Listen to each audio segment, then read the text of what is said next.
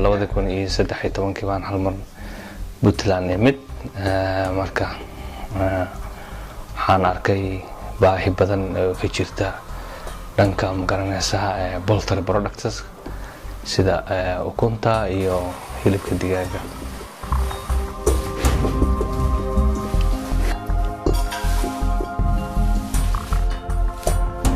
marka adigu waxa dad badan oo soo bandhigay marka kadib marka xagga ku noqday waxaan ugu dhalatay fikrad ah in magaranaysa poultry-giiba halkaan in anaga aan ka fulin karno aan ka sameyn karno. alxamdulillah dadaal badan aan sameynay dadaalkii halkaan aan imaanay marka waxa weeye fahamka aan ku asaasnay aniga rag kale qeyr Allah siiyo laga jin fiidas qaabka afka ay fikireen jireen maaha afka inta badan waxa la sameeyaa manual feeding ma la sameeyaa ana soo soo laakiin anaga waxaan ana tagaraynay qaabkii European standard ama American chain feeding systems ama cage system. weli dee waxa weeye meeshii aan rabnay in aan garanaysa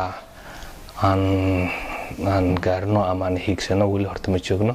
waxa weeye wax badan aynu dhiman dadaal badan waan soo sameynay weliba inta aan soo sameynay in ka badan baan noo hartay alxamdulillah.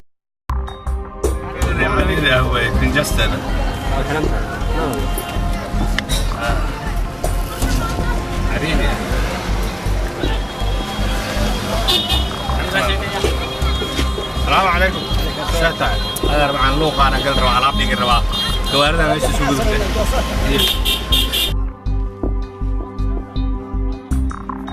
لا هدير waxa weeye ukun fresh baan soo saarnaa oo waliba ukunta brown kala dhaho ukumaha ugu fiican waxa weeye welina waxa weeye horta wadankii oo dhan anigu maanan gaarin hadda magaalada Garowe kaliya waan ukunta siinaa marka qorshahan way noogu jirtaa insha Allah in wadanka oo dhan Puntland oo dhan inaan gaarsiino.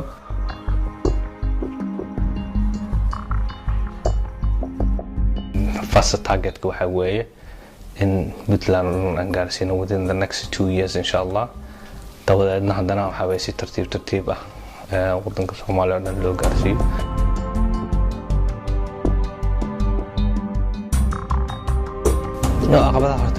caqabada way jiraan wax walba oo la bilaabay horta caqabad way iska jiraan. anaga waxyaalaheena ugu weynaa waxay ahaayeen horta waxa weeye ukuntii markaan soo saarnay ukunta wadanka laga cuni jiray ka duwan tahay ukun cad laga cuni jiray oo waxa weeye oo Yemen meelaha laga keena anaga ukuntaan soo saarnay ukun guduudan dadkii weligood ma aysan arkin wax ukun guduudan suuqii markaan baahashi geeyna dadkeena waa kala baqan yani xillihin waxaan kuntaan waxay tahay xaga ka timaaday waxaan digaaga ma dhalin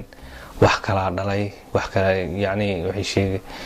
inuu dadkii way fahmi waayeen weligood ma aysan arkin.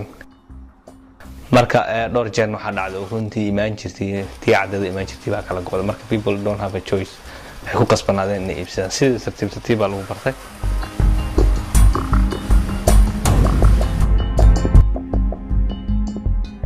dadka horta waa dadka waxa weeye mixed reactions qaar baa waxay soo dhaweynayaan waxay guleen waa fikrad fiican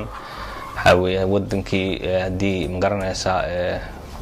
wixii poultry product laga soo saaray wadankii waa wax fiican uga gool waxa weeye waan soo dhaweynaynaa qaar baa ku aad iyo aad dadku soo dhaweeyay.